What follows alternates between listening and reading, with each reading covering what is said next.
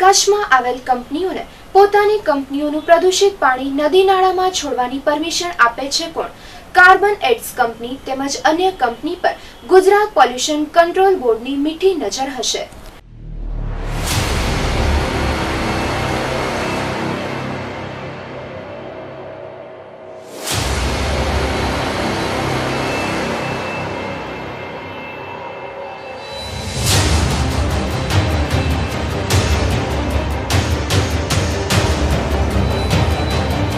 કચ્છમાં વિકાસ કરવા આવેલી કંપનીઓ હાલ નોતરી રહી છે કચ્છનો વિનાશ.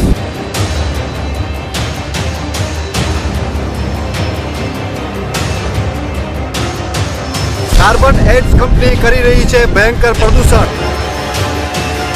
સવાર ગામની કાર્બન એડ્સ કંપની દ્વારા પર્યાવરણ અને પશુઓને થઈ રહ્યો છે નુકસાન.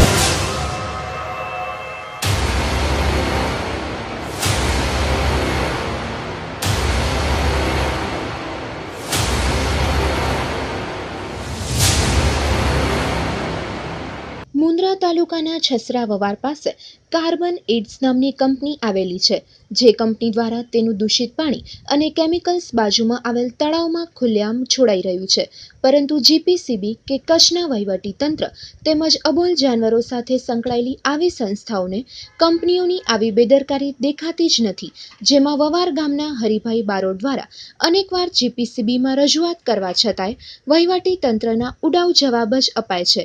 તેમાં કચ્છમાં આવેલ આવી કંપનીઓ જેવી કે Mahashakti coke, excel crop care, carbon aids, Ashapura mines, Jindal જેવી કંપનીઓ પોતાનો બાયોવેસ્ટ કેમિકલ્સ અને અન્ય પ્રદૂષિત પાણી ખુલ્લેઆમ ફેંકાઈ રહ્યું છે, જેના લીધે અબોલ જાનવરો, જીવસૃષ્ટિ, પર્યાવરણને નુકસાન થાય છે, પરંતુ કોઈ પણ તંત્રની આંખ ઉઘડતી નથી. તેમજ સ્થાપનાના સમયે આ કંપનીઓ દ્વારા વિકાસના નામે ક્યાંક ને ક્યાંક વિનાશને નોતરી રહી છે, પરંતુ અમુક માનવીઓ પોતાના નજીવા સ્વાર્થ ખાતર આવી કંપનીઓ છાવરી રહ્યા છે, જેથી કચ્છ વિનાશ તરફ જઈ રહ્યો હોય તેવું લાગી રહ્યું છે.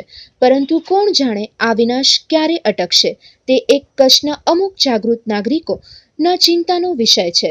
ગુજરાત પ્રદૂષણ નિયંત્રણ બોર્ડના અધિકારીઓ પોતાના નજીવા સ્વાર્થ અને આવી કંપનીના મેનેજરો તેમના મોજશોખ પૂરા કરી દેતા હોવાથી આવા મહત્વની બાબતો મુદ્દે આંખ આડા કાન કરે છે, જેથી આવી બેદરકારી આચરવામાં કંપનીઓ પોતાની મનમાની કરે છે. અને જો કોઈ આ બાબતે અવાજ ઉઠાવે તો આ અવાજને દબાવી દેવામાં આવે છે અથવા તો ખરીદી લેવાય છે, જેના લીધે કચ્છમાં અનેકવાર અબોલ જાનવરોના મોત થયા છે.